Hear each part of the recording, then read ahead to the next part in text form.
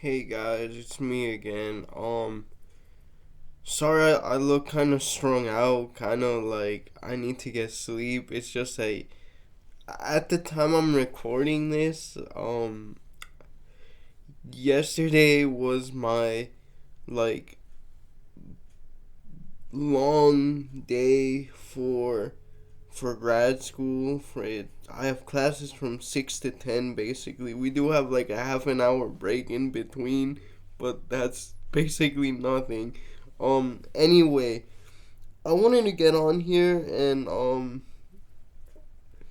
honestly talk about what it was like to grow up basically by by American standards, lower class, low income, as a disabled person, because I've mentioned it before, and I think the answer won't be what you're expecting. Um, it really has a lot to do with like a whole bunch of things from, I mentioned it here before again, redlining, um, anti immigration stances and a whole lot of other stuff. But anyway, yeah. So I mean, I grew up in like a terrible neighborhood on the west coast of Florida. Um, I'm not gonna say where, but I'm just gonna tell you guys that some of the Florida sections of Cops, they filmed in my county, and specifically like not far from where I live. Um, that should tell you everything you need to know about that area and how we ended up there basically is that, as you know, we came to the US from Guatemala to get help from me, specifically from a place um called Shriners Hospital for Children, which is run by the Shriners, who are a fraternal organization of the Freemasons. And say what you will about the Freemasons, but honestly, they do a lot of great charity work, and they run these hospitals completely for free out of their own pockets to help kids like me.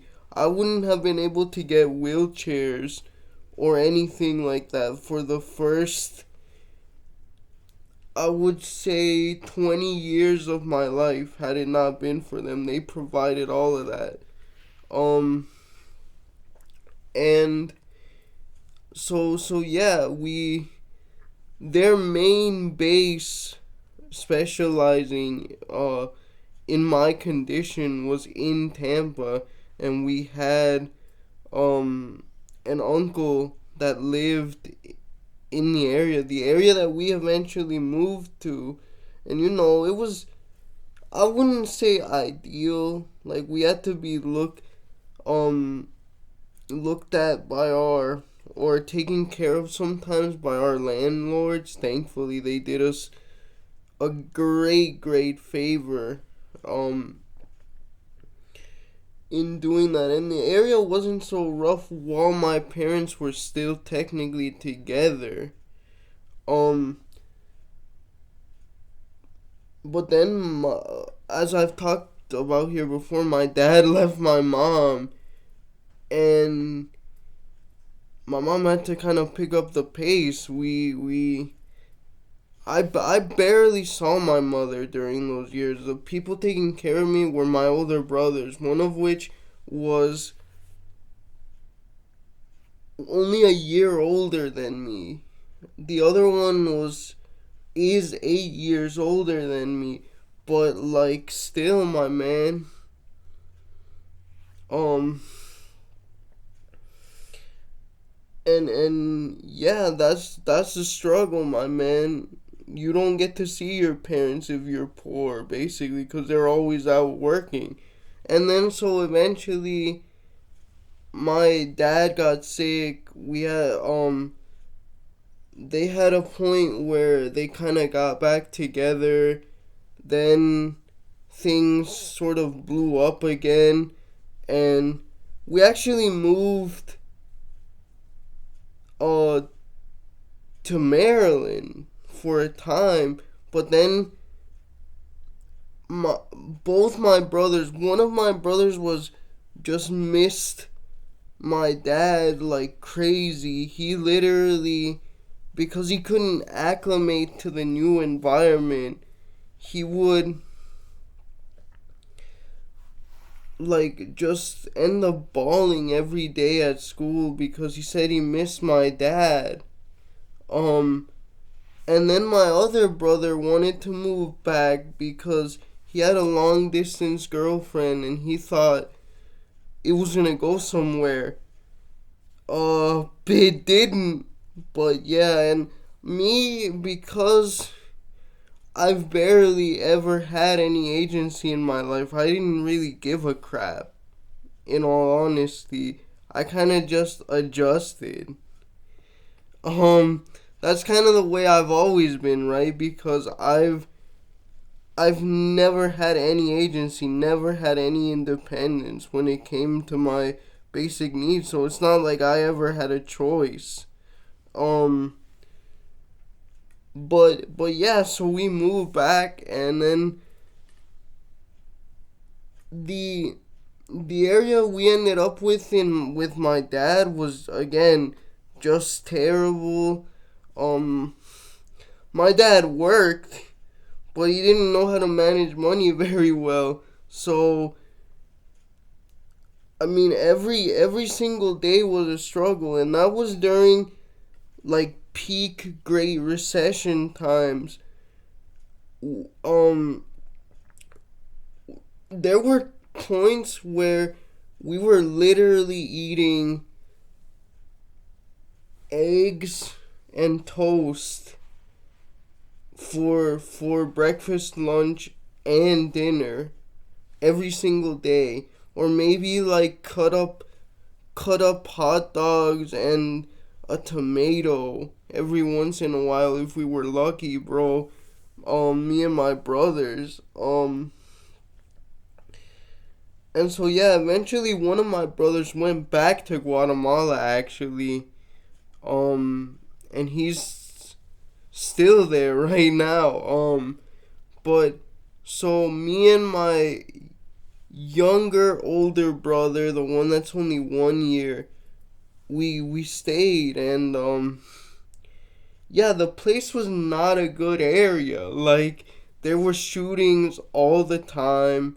um the school was terrible. It was run down. It was actually a new school, but being in that area, it just got run down like within, I think, 3 or 4 years of being built. It was already like not, not good.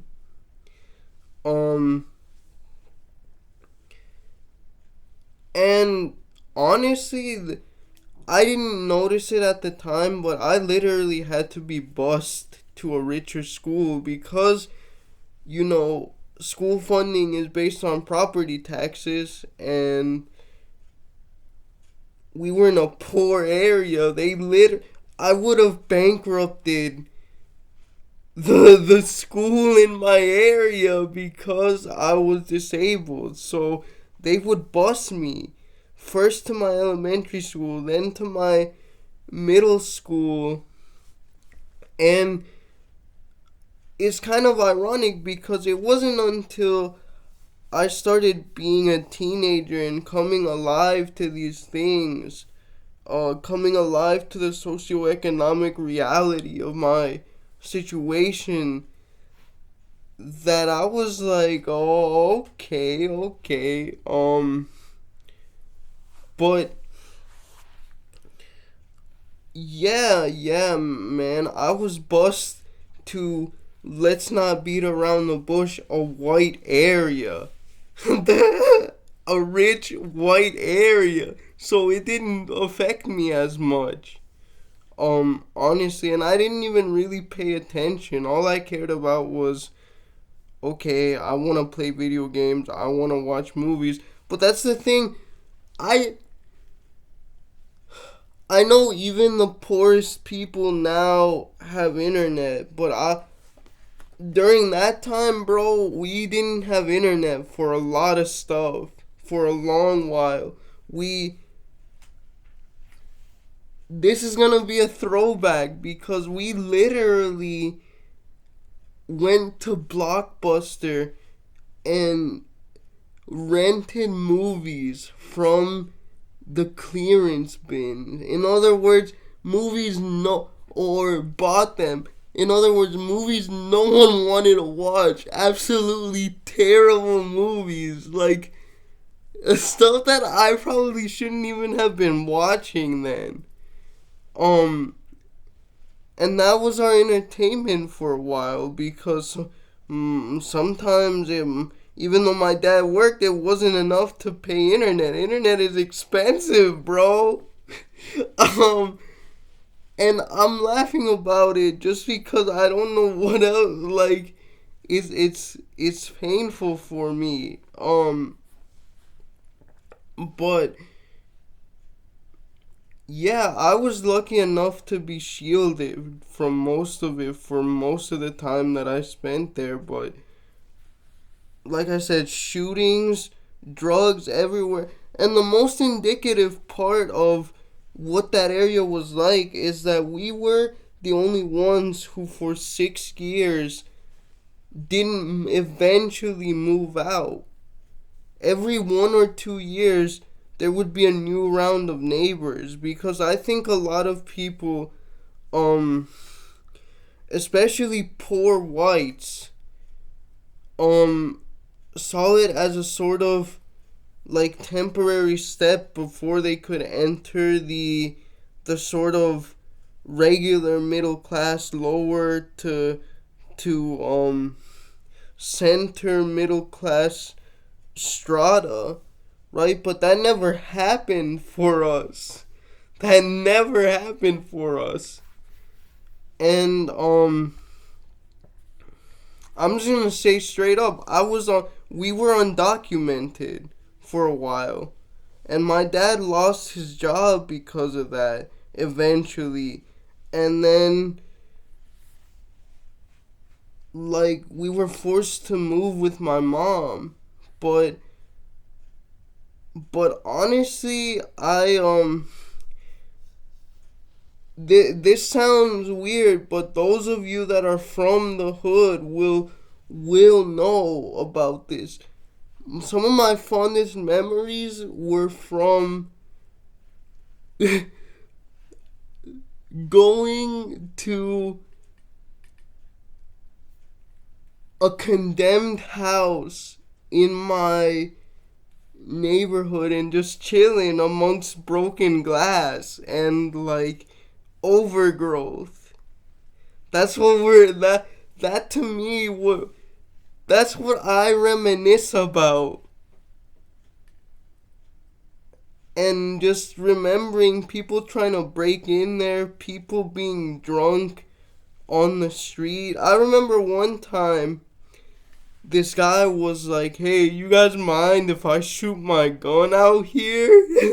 It was like 4th of July. He was very obviously gone. Like, but yeah, stuff like that. And I actually appreciate my older brother more because he didn't get the privilege of being bused. He had to work his way up the most terrible schools in order to get to Harvard eventually. And meanwhile, I was lazy, but I made my way eventually too, and now I'm working on my master's. So it all worked out in the end. But when people, especially Hispanics, blacks, and all those other groups talk about the realities of the system, this is what they mean. this is the type of stuff that they mean, and it's real, and it's not fake. It really isn't.